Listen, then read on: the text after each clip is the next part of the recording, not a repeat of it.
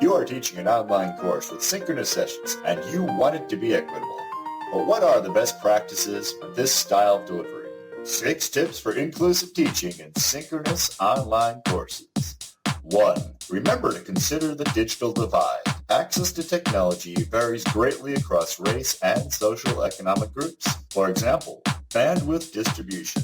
Access to high-speed internet and personal computers varies significantly when considering a family's race. To help level the playing field, remember to refrain from requiring a downloading of large files during the synchronous session.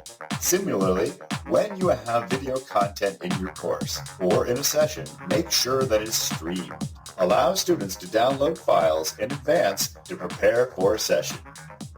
2. Make sharing your video optional, unless it is absolutely necessary. Video consumes resources that not everyone has. Merely using the video conferencing meeting in MS Teams requires 4 gig of RAM, and video can draw even more memory. Meanwhile, many students have limited financial resources, and this will push many affordable low-end machines to the limits. Respecting your students' privacy and safety is another reason to keep video optional. Sharing the video in a session may reveal the student's home location or aspects about them that they need private for their safety.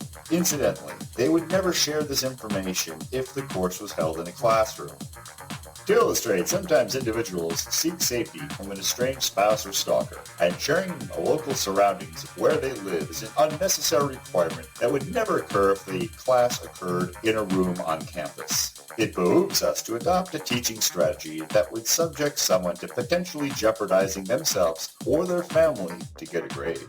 Finally, we often forget about the student's workspace and home life. Not every student has a pleasant place to work in their home. Perhaps they would rather not. Show their communal kitchen, which is the only place that they can get Wi-Fi signal. Reveal that they have to watch their kids who are in the background, or show that their only access to internet outside of the college is at a local coffee shop.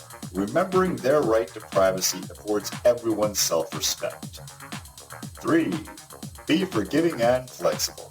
If the lockdown taught us anything as educators, it is that anyone can have technical issues. Those less advantaged often have more than their fair share of these issues. Know this in advance and be flexible.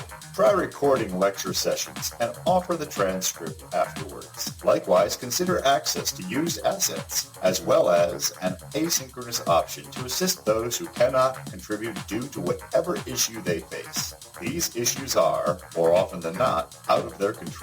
4. Use live captioning. Video conference technology has improved over the past few years. Stop using the dinosaur that lacks this feature.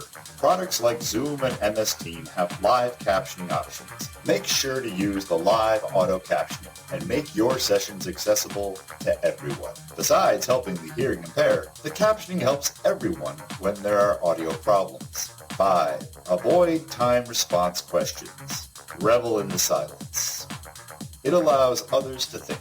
Timed responses favor those with fast bandwidth and unfairly punish those with disabilities whose assistive technology may inhibit their reaction and response time. 6. Ask, don't assume.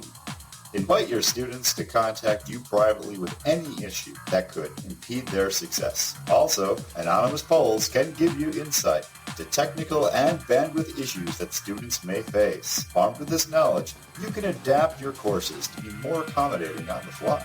Follow these tips, and you may discover your more inclusive course may have an uptick in student success.